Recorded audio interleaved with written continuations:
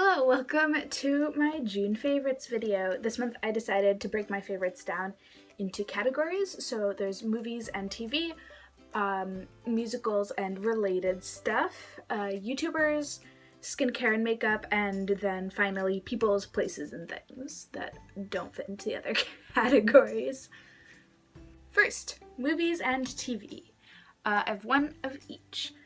So the movie is A Quiet Place. I saw this with my grandparents and I absolutely adored it. I wasn't a fan of The Office because secondhand embarrassment as humor stresses me out, so I had really low expectations for John Krasinski's abilities.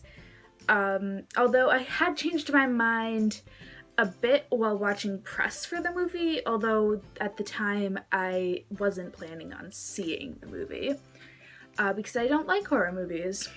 I was, however, super hyped about seeing ASL used in movies with actual deaf actors. And so when my grandma asked if I wanted to join, I said why not, and I was blown away. The acting on all parts was absolutely phenomenal. It was great to see a deaf character where their deafness is used advantageously, but also isn't like their whole character. Also, John Krasinski was so good. I cried at his performance, like full on sobbed, so I highly recommend it. Up next is Queer Eye Season 2.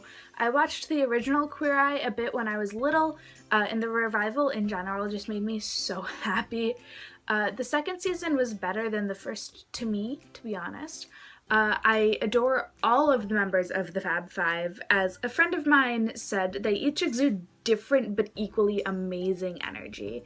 They're also respectful, and they also aren't made to tamp down any parts of themselves, which I think is really awesome and acknowledges all the different axes of who people are. They also grow a lot between the two seasons, and I just love it so much. Go watch it. Up next is musicals and such. So first off is Les Mis.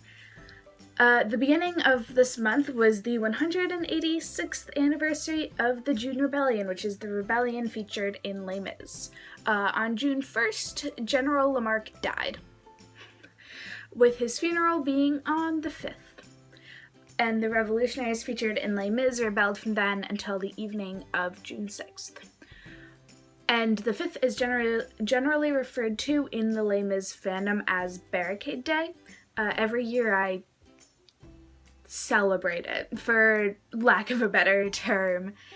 This kind of just means I listen to and watch it dedicatedly for about a week and then cry a lot, because I have very strong emotional bonds to the character. Also, Hugo himself refers to the real-life inspiration for Les Amis as the group that barely missed being historic, but Hugo writing about them gave them some amount of fame and historicism, which I think is really fucking cool. That's also why I get annoyed when people refer to Les Mis as featuring the French Revolution. No, it doesn't. That's just an incorrect statement. Next is a fanfiction entitled College Boys and High School Girls. For Barricade Week this year, I decided that since it's been 3 years since I first joined the Les Mis fandom, I would reread the first Les Mis fanfiction I ever read.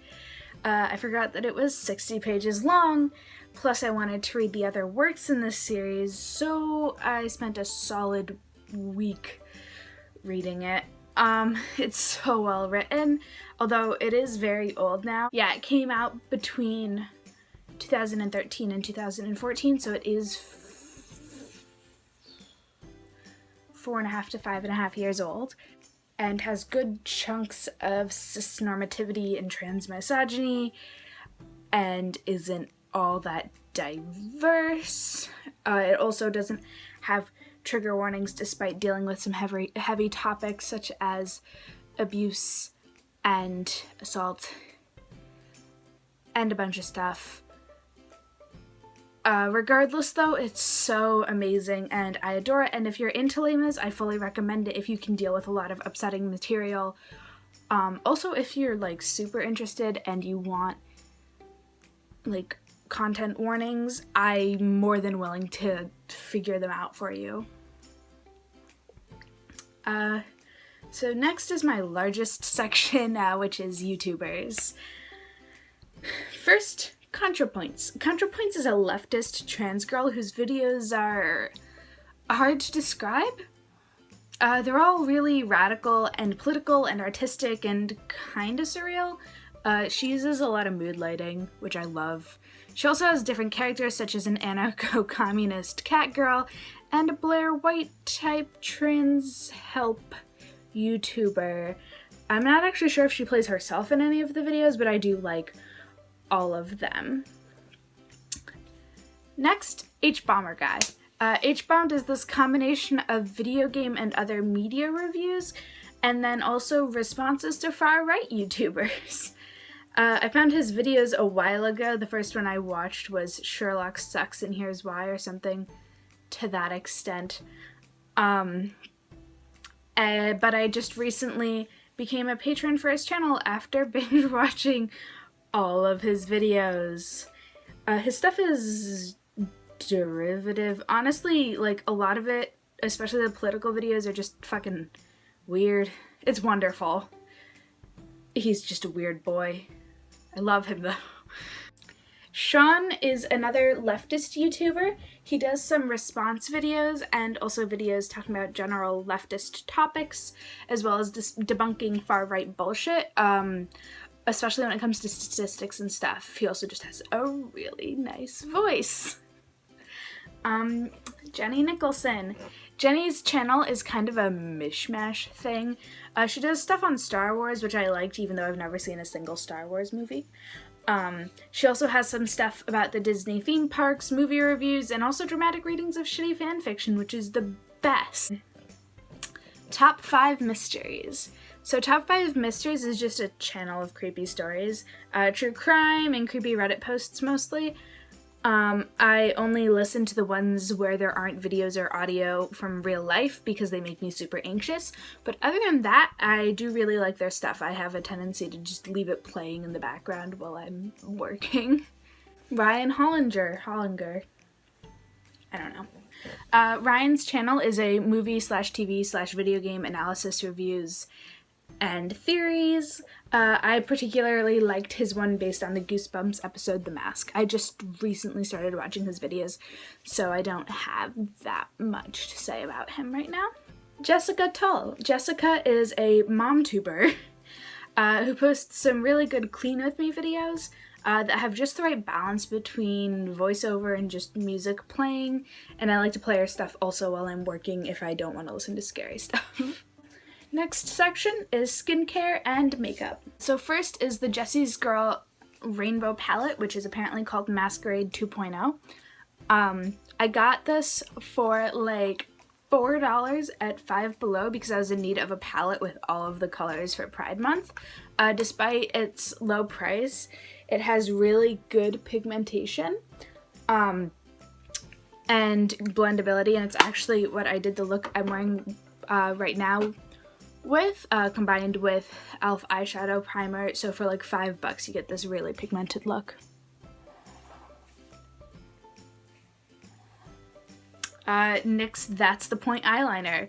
I can't use regular liquid eyeliners because they make my eyelids burn, so I've been trying to find some stuff with a similar look to it, but without the burning. And I've really liked felt tip liners. This line has 7 different liners and I have 5, and I used them also in the look that I'm wearing right now. I used On the Dot, Hella Fine, and Super Edgy. Next is the Lush Scrubby, which is this little guy. Shaped like a little bumblebee. I have super bad keratosis pilaris on my arms, and for a while I was using my Neogen Dermatology gauze pads on it. But I decided I wanted to get something that was actually made for the body because the Neogen pads were made for faces and just weren't really tough enough for arms. I ended up getting that little guy who was about $8. The black stripes have ground almond in them to exfoliate, and it's made of honey and cocoa butter, and it smells like a dream. Next is Lush Pumice Power. I lost my pet egg when I came home from school, so my feet have gotten a bit gross. I got the scrubby while I was at the mall to get my phone screen fixed, and I grabbed a catalog from Lush and I marked what I wanted, and I ended up going back and getting the Pumice Power. I don't have it anymore to show y'all because it's managed to go missing, but it smelled really good. It smelled like oranges, and it worked really well. So next are fairly intangible concepts, I guess. So first is the North Shire bookstore. So I'm going to put some footage of a really cute Pride Month display that this bookstore had while I talk about it. I live near Saratoga Springs, New York, and recently had a job there. So while I had some free time, I went to this bookstore because I saw its little Pride Month display in both of the front main windows, which is what this footage is of. And I went in and they had a little section of books about musicals, which I have some footage of as well. They also sold records, and I forgot to take my allergy meds that morning, which sucked, because they allowed dogs in their shop. But because I hadn't taken my meds, I didn't get to pet any of them, but they were very cute and very good. Up next is what I've dubbed MomTube. I mentioned Jessica Tull already, but she's not the only mom with a YouTube channel, although she is my favorite. MomTube in general has like tips, clean with me stuff, and a bunch of other stuff like that, and it's also just really calming to watch. I'm going to play some time-lapse footage of my last two projects while I talk, because painting time-lapses are really calming to me, and I'm guessing that they probably are to others. Over the past school year, I got back into painting because I realized that I do like to paint when it's stuff I'm interested in. And I started doing a lot of calligraphy type stuff, mostly of quotes, such as the ones that were on the wall in my dorm. I'm also going to be selling them on Etsy and or Redbubble, depending on the design and whether or not it would lend itself well to stickers, or if I'm willing to part with the original. I did two this month. The first I showed was We Live to Love Another Day from Great Comet, and it's based off of Anatole's green coat, black pants, and white shirt with a little bit of yellow because of his blonde hair. The second was Merry Feasting Crank, and the colors from that were based on Pierre's color palette. The brown of the fur on his coat, the blue was the coat itself, the red was his cravat, and the yellow and gold were based off of his waistcoat. Go listen to Great Comet. You will not regret it. The last thing this month is being queer. It's Pride, and this month I've been thinking a lot about how much I love how confident and myself I've become. Being queer is really goddamn stressful and scary. But when I'm around other queer people, I feel so absolutely at home that it's okay. I love just being around people who understand and feel the same. And in those moments, whether it's big ones like Pride or small ones like just hanging out with my friends, I love who I am and I love my queerness. So those are my June favorites. All the YouTube channels, cosmetics, and skincare stuff I talked about will be linked below, as well as college boys and high school girls. I hope y'all enjoyed. Thanks for watching.